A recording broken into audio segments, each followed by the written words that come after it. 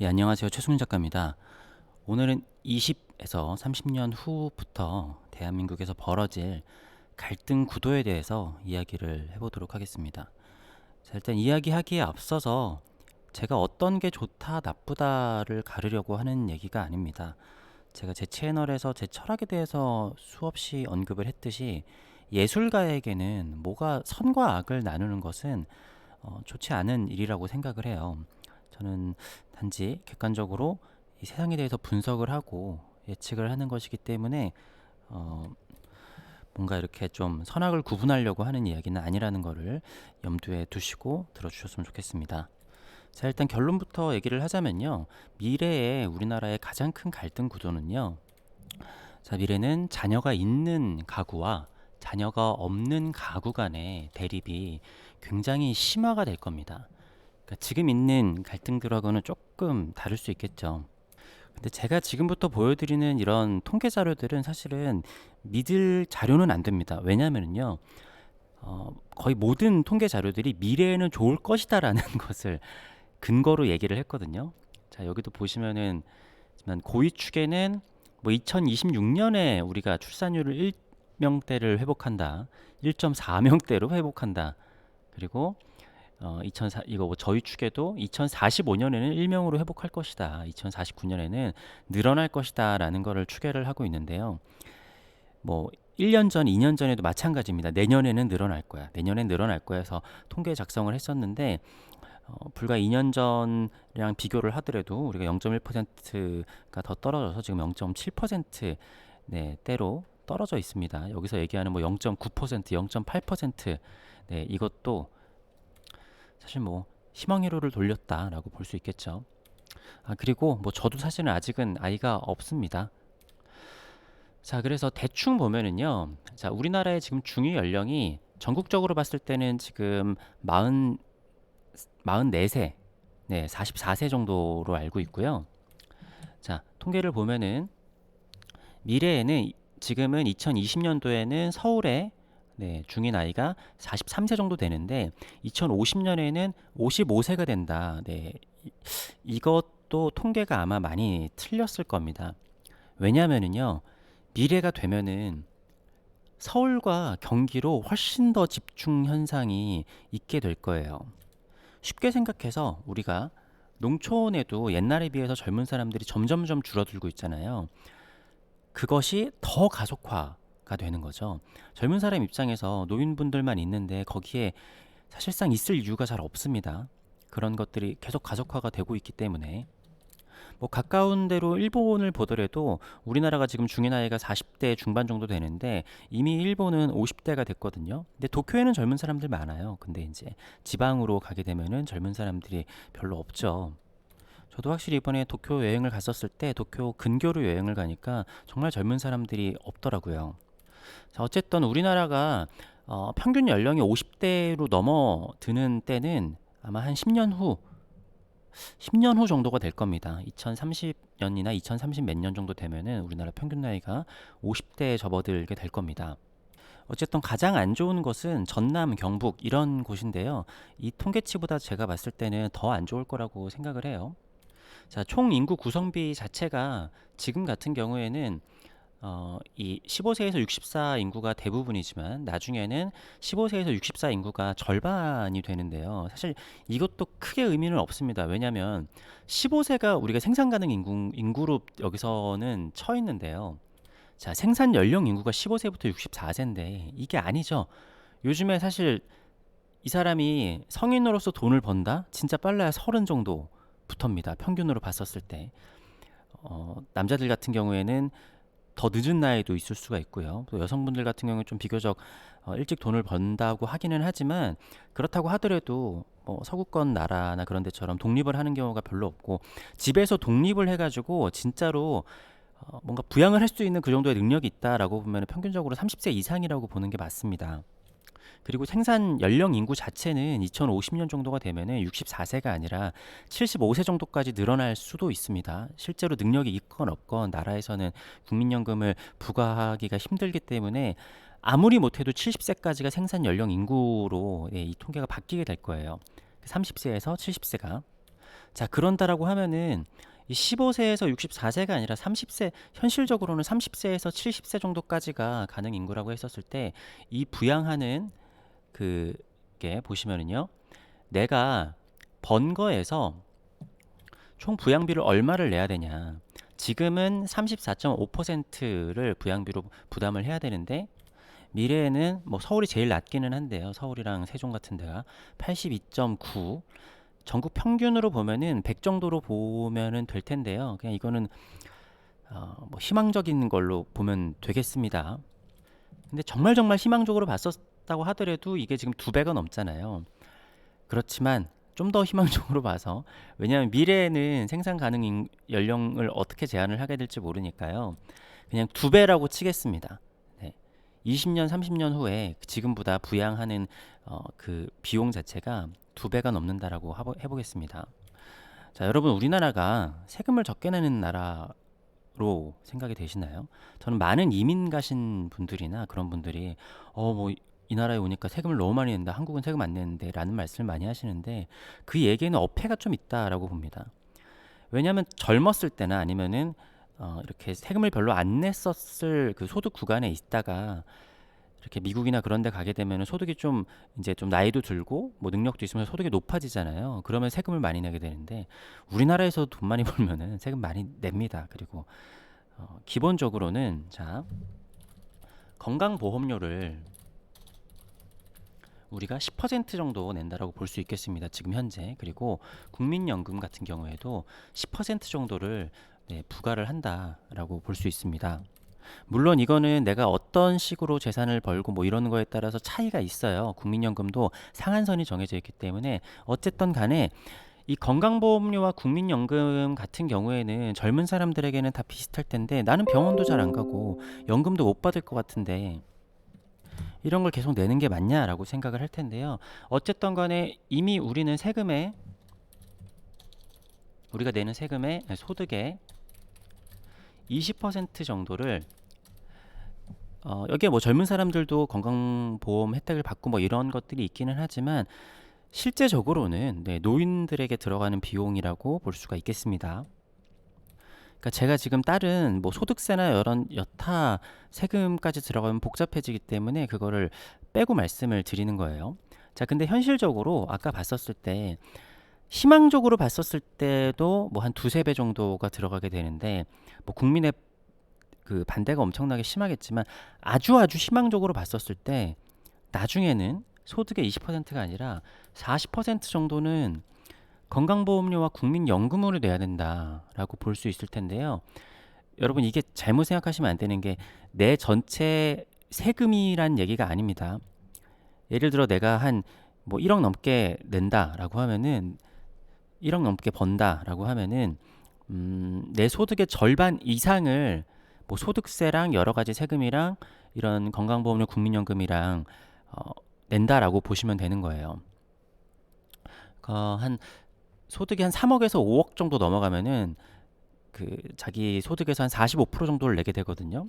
근데 건강보험료와 국민연금까지 그렇게 낸다 그러면은 대략 자기 소득의 한 70% 이상을 나라에 내야 된다고 볼 수 있겠습니다. 그러니까 우리가 건강보험료랑 국민연금을 세금으로 치지 않기 때문에 이렇게 하는 거지만 실상은 이건 세금이에요. 네, 강제로 뜯어가잖아요. 그러니까 우리가 북유럽 같은 데를 보면서 막 소득의 50%를 떼간다라고 하는데 거기는 그 세금 안에 건강보험료랑 국민연금이랑 포함되어 있습니다. 우리는 세금 따로 건강보험료 국민연금 따로 하니까 지금도 소득의 20%를 내는데 나중에는 훨씬 더 많이 내야 되는 거죠. 자, 그리고 지금 우리나라는 지금도 심화되어 있는데 나중에는 더 심해질 것이 노년층이 극빈곤층과 부유층으로 극명하게 나뉘게 될 겁니다. 지금보다도 훨씬 더요. 자, 여기에서 복잡한 수들이 있지만 그냥 기본적으로 우리가 자, 경제 인구의 부양 부담을 기본을 100이라고 해보도록 하겠습니다. 100에서 110이나 아니면은 120 정도로 늘어났다라고 하더라도 어떻게 보면은 별 차이가 없을 수가 있겠습니다. 근데 실질적으로 이제 한 2050년, 뭐 40년, 50년 이 정도가 되게 되면은 우리의 이 부담 자체가 100에서 200이 될 겁니다. 네. 2배 이상으로 늘어난다라는 거죠. 자, 이런 상황에서 자녀가 없는 노년층은 건강보험과 그리고 국민연금의 수혜자가 될 것입니다. 자, 마찬가지로 뭐 자녀가 있다고 하더라도 그 노년층도 건강보험과 국민연금의 수혜자가 되기는 하겠죠. 자, 근데 우리가 국가적인 차원으로 생각을 하니까 이거를 잘 와닿지가 않을 텐데요. 자, 집안에 만약에 나보다 윗 어른들이 있다라고 해보겠습니다. 자, 예를 들어서 네 가구의 집이 있어요. 보통 뭐 저희 부모님 세대 같은 경우에는 네 명인들도 많이 있으니까. 그래서 부모는 두 명, 두 명, 두 명이 있죠.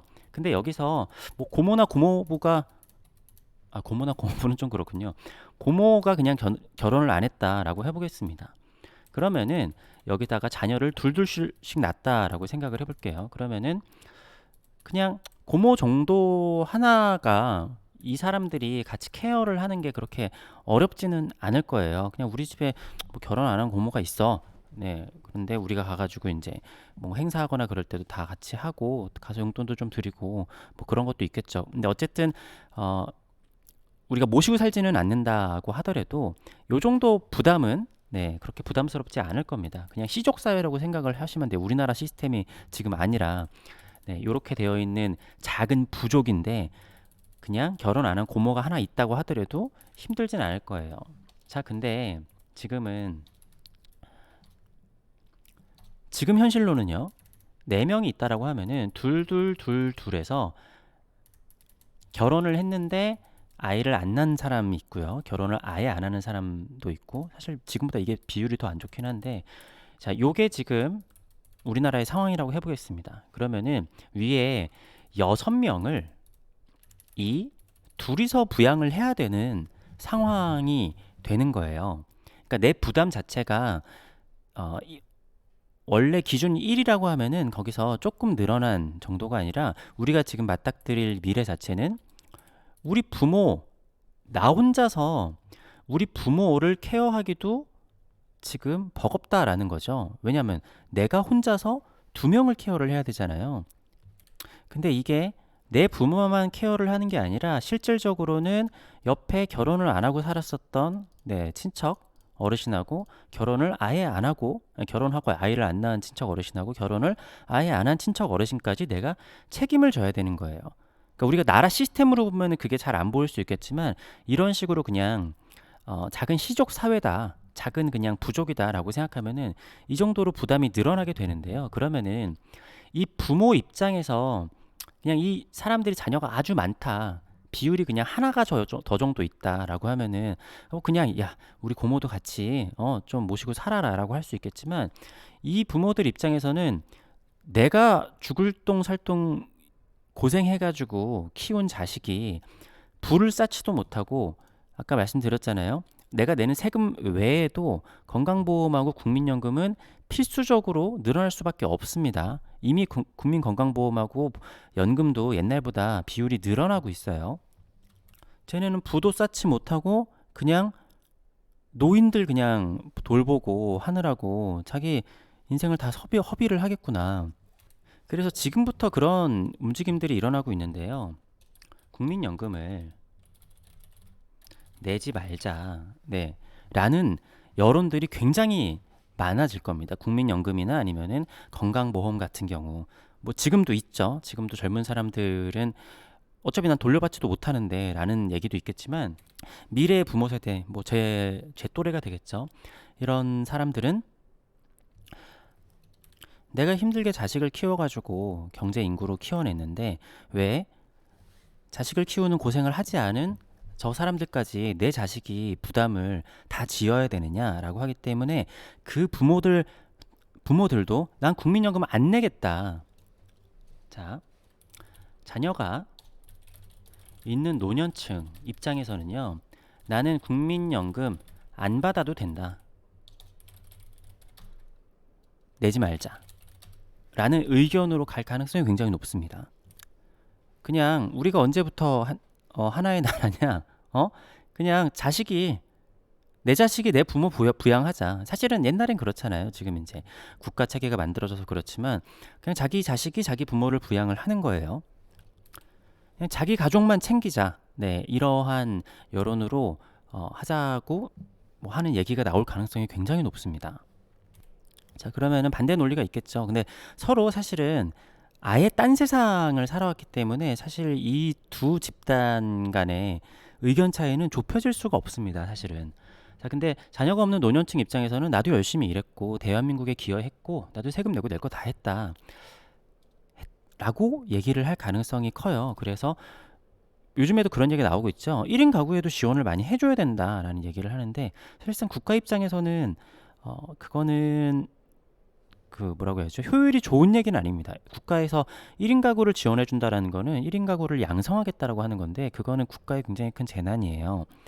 자, 애초에 우리가 왜 저출산이 국가에 문제가 되는지부터 사실은 짚고 넘어가야 될 필요성이 조금 있습니다. 자, 일단은 뭐 많이들 얘기하는 이렇게 좀 경제가 죽고 뭐 활력이 떨어지고 이런 것도 있지만 기본적으로는 자, 아까 제가 말씀드렸다시피 나도 세금을 냈다. 나도 돈을 냈다라고 할 수 있겠지만 인구 자체가 줄어들게 되면요. 화폐 가치 하락으로 이것이 이어질 수가 있습니다. 애초에 화폐라는 게 우리가 쓰고 있는 화폐 자체가 돈일까요? 네, 이건 나중에 제가 좀 길게 따로 다루겠지만 이 세상에서 진짜 돈이라고 할 수 있는 건 지금 세상에선 달러예요. 우리가 국민소득 같은 경우에도 달러로 계산을 하잖아요. 네, 중요한 지표는 다 달러로 계산을 한단 말이죠. 달러가 사실은 전 세계에 그냥 돈인데 이거를 우리나라에서는 우리끼리 그냥 원화를 쓰니까 그거를 치환을 하는 거죠. 왜냐? 그만큼 우리나라에서는 원화를 쓰는 사람들이 있으니까.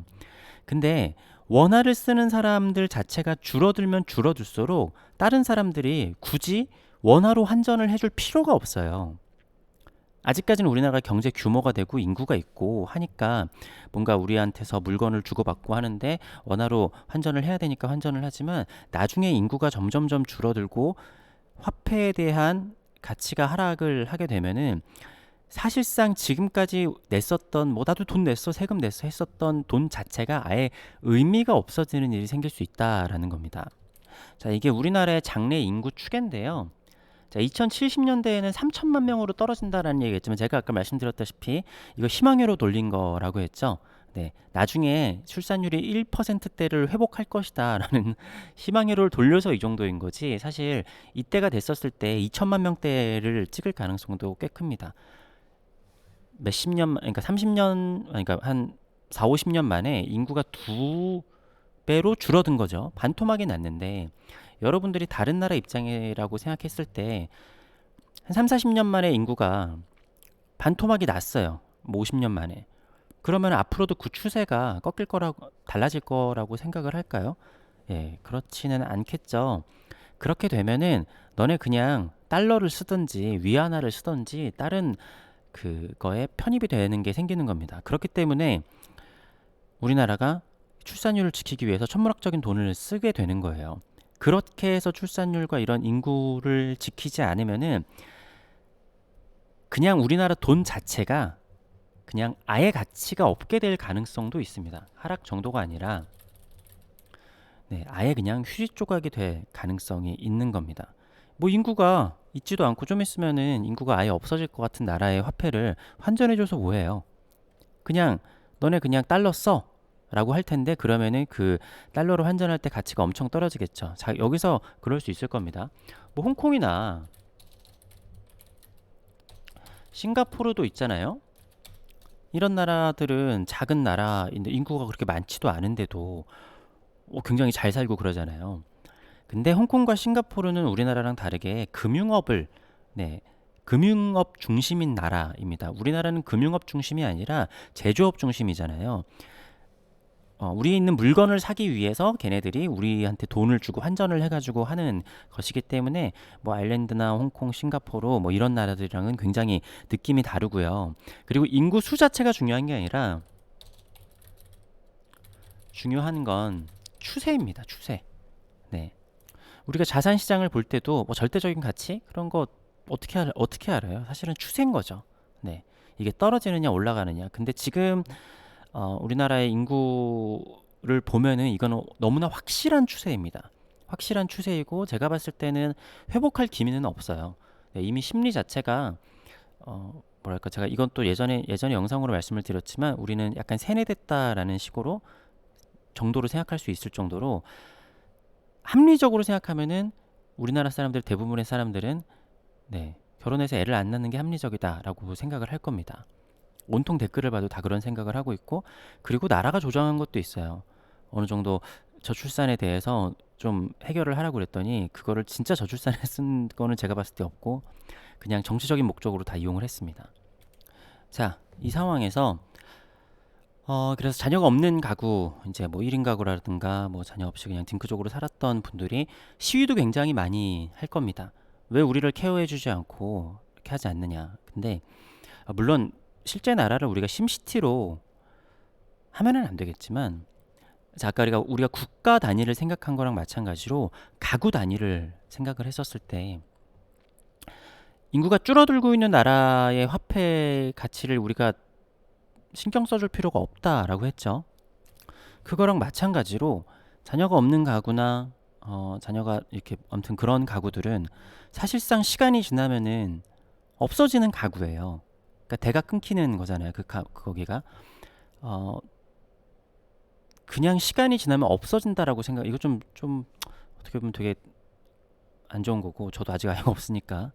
하지만 그냥 무시하고 있으면 언젠간 사라지는 겁니다. 아까 제가 얘기했었던 우리나라도 인구가 줄어들고 있으면 다른 나라에서도 너네가 뭐 니네 환율 가치를 지키든 말든 우린 그냥 무시하면 그만이야. 우리가 너네 그 돈의 가치 인정 안 해주면 그만이지. 이렇게 되는 거죠. 뭐 여러분들 병원에서 경험해 보셨을지 모르겠지만 뭐 그러면 안 되는 거지만 사실 인간이 하는 일이기 때문에 어떤 병원에 이렇게 노인분들께서 이렇게 계신데 자식들이 와가지고 좀 신경도 쓰고 막 이렇게 해주고 하는 게 아니라 노인 혼자 계시면은 사람들이 솔직히 신경을 잘 안 쓰게 돼요. 물론 그러면 안 되는 거지만 그게 어쩔 수가 없습니다. 네. 노인분들만 계신 병원 가보면은 거기에 계신 분들이 제일 힘이 되는 게 자식이 와가지고 돌봐주고 하는데 자식이 와서 안 돌봐주고 이런 분들은 힘도 없고 되게 축 처져 있어요. 물론 미래에는 사회가 좀 달라지긴 할 겁니다. 물론 자녀가 있어도 안 오는 사람들도 많으니까 네, 그런 게 좀 문제가 있긴 하겠지만 어쨌든 명확한 거는 지금은 우리 세대가 이걸 먹여 살리고 있지만 미래엔 그게 안 될 겁니다. 일단 제 나이만 하더라도 이제 최신 노래는 안 들어요. 자, 우리나라가 지금까지 혁신, 빠른 나라, 그러니까 이게 가장 강점이었습니다. 근데 나이 들면은 혁신 같은 거 관심이 없어져요. 그냥 지키고 싶고, 네, 옛날이 그리워지고 이럽니다. 물론 옛날이랑은 좀 다르고 좀 나이가 늦춰지기는 하지만 이거는 어쩔 수가 없어요. 제가 고등학교 때, 막 20살 때, 막 20대 때 이럴 때는 노래방에 가면은요, 인기 순위 자체가 최신 차트랑 크게 다르지 않았어요. 최신 노래들이 인기 순위 1위부터 10위에 쫙 올라왔습니다. 요즘 노래방 가보잖아요. 인기 순위에 소주 한 잔이 아직도 있고 20년 전 노래들이 아직도 인기 순위에 수두룩해요. 지금의 10대들이 봤었을 때는 제가 10대 때 느낌으로 나훈아 선생님의 노래가 인기 차트에 아직도 있는 겁니다. 뭐 나이가 들면 이제 새로운 기기에 적응을 못하고 뭐 일본만 해도 그러잖아요. 아직까지도 팩스 쓰고 종이로 수납하고 왜 바꿔? 나는 지금까지 했었던 게 편한데 라고 해서 사실상 경쟁력도 나라의 이런 뭔가 산업 경쟁력도 잃게 될 가능성 굉장히 큽니다. 예술계는 밝다라고 봐요. 예, 이런 고령 인구가 높아짐에 따라서 물론 일본을 보면은 현대미술이 박살났죠. 네. 그런 거 보면 안 그럴 수도 있긴 하겠지만 어쨌든 이런 거에서 경쟁력 상실을 한다 할 가능성이 굉장히 크다라는 거죠. 아직까지는 괜찮습니다. 아직까지는. 근데 2030년쯤 되면 우리나라 중간 나이가 50대가 될 거고 이대로 출산율을 가게 되면 2040년대가 되면 우리나라 중간 나이가 60대가 될 겁니다. 아까 통계에서 봤었던 그 희망회로 돌리는 통계가 아니라 진짜 이대로 추세를 따라간다라고 하면요. 평균 나이가 60대인 나라에 사실은 어, 우리나라가 아니라 다른 나라라고 하면 여러분들이 투자를 하시겠습니까? 네, 그 나라 화폐가 의미가 있다라고 생각을 할까요?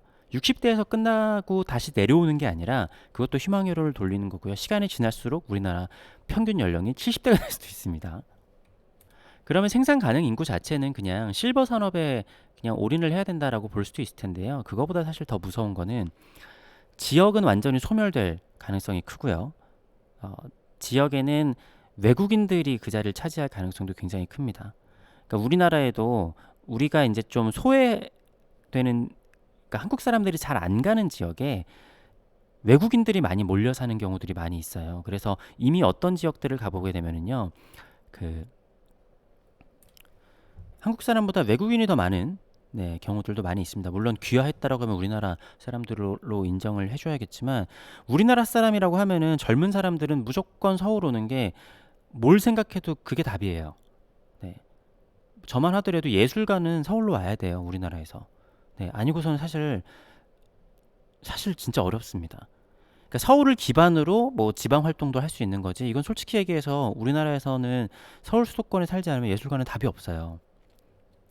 그나마 부산 정도만 되더라도 여건이 다르겠지만 부산이나 대구에서도 잘 되면 사실은 서울을 중심으로 활동을 할 수밖에 없습니다. 이거는 뭐 현실이에요.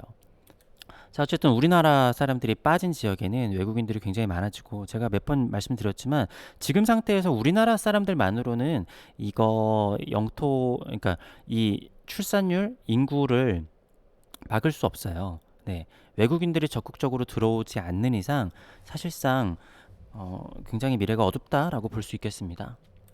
자, 어찌됐건 제가 영상 처음에 말씀드렸다시피 뭐 자녀가 있는 가구가 뭐 옳은 것이다, 자녀가 없는 가구가 옳은 것이다, 뭐 이런 얘기를 하려는 게 아니고요. 뭔가 결론을 내려는 것도 아닙니다. 다만 이거는 너무나 눈앞에 뻔히 보일 네, 그런 미래라는 거죠. 옛날처럼 자녀를 막 세네 명씩 낳는다라고 하면은 내 자녀 중에 누구 한 명이 뭐 고생을 한다고 해도 괜찮을 수 있어요. 근데 자녀 한 명 낳는 귀한 자식입니다. 정말 귀한 자식이에요. 이게 어느 정도로 귀한 자식이냐면요. 두 명한테 한 명이 아니라 6명에 한 명인 경우들이 되게 많이 있습니다. 이 한 명이 자 외조 친조 부모 외조 부모 부모 고모 그러니까 삼촌 이모 이런 경우가 지금 아주 일반적이에요. 그러니까 형제가 둘인데 둘 중에 한 명은 결혼을 안 하는 거죠. 그래서 친조 부모도 있고 외조 부모도 있고 부모도 있고 뭐 남자 쪽에 삼촌이 결혼을 안 했고 여자 쪽에 이제 뭐 이모가 결혼을 안 해가지고 6명이 이 한 명을 바라보는 정말 귀한 자식이거든요. 이 자식이 우리가 죽을 힘을 다해가지고 돈을 쏟아 부었는데 자식이 없는 집들의 복지를 위해서 이 역량을 모두 소비한다? 이 사람들이 참고 있기는 좀 힘들 겁니다. 야, 나 국민연금 안 받아도 돼. 나 건강보험 안 받아도 돼. 내 자식 내게 하는 꼴은 내가 못 보겠다. 네. 이럴 수 있고, 이제 자녀가 없는 가구에서는 나도 세금 내고 할 거 다 했다. 어? 우리도 대한민국 국민이다. 왜 우리는 이렇게 천덕꾸러기가 돼야 되느냐 이런 얘기가 나올 텐데 뭐 그것도 다시 뭐 당연히 일리가 있는 얘기입니다. 하지만 인구 자체가 줄어들고 생산 가능 인구가 줄어들게 되면은 돈을 낸 게 문제가 아니라 그 돈 자체의 가치가 사라져 버릴 수도 있다라는 거. 네. 뭐 몇 조를 쏟아붓고 하는 게 지금 우리나라에서 뭐 몇십 조를 쏟아붓더라도 출산율을 올리지 않으면은 몇십 조, 뭐 우리나라 가지고 있는 재산 몇천 조 이런 모든 것들이 다 의미가 없게 될 수도 있고 그리고 아주 넓게 보면은 영토 주권을 지키기도 어려울 수도 있을 것이다. 왜냐? 예를 들어서 어디 지방의 한 도 자체가 한국인이 뭐 예를 들어서 절반도 안 살아요. 절반이 아니라 뭐 2, 30%도 안 산다라고 해볼게요. 그래서 그 지역 사람들이 우리 그냥 자치하겠다, 독립하겠다라고 하면 어떡할 겁니까? 한국 사람들은 전부 다 서울 경기도에 몰려 있는데 야 너네 서울 경기도만 하잖아. 이 정작 뭐 여기 경북 경상도를 뭐 전라도를 지키고 있는 거는 우리들이거든. 우리 그냥 자치할래. 어떻게 될까요? 네, 그럴 수도 있겠죠. 어쨌든 간에 뭐 저도 아직 아이가 없기 때문에 뭐가 좋다 안 좋다라고 얘기를 하는 게 아니라 이러한 갈등 구도가 충분히 일어날 수 있다 미래에는 라는 것을 말씀을 드렸습니다. 긴 영상 봐주셔서 감사합니다.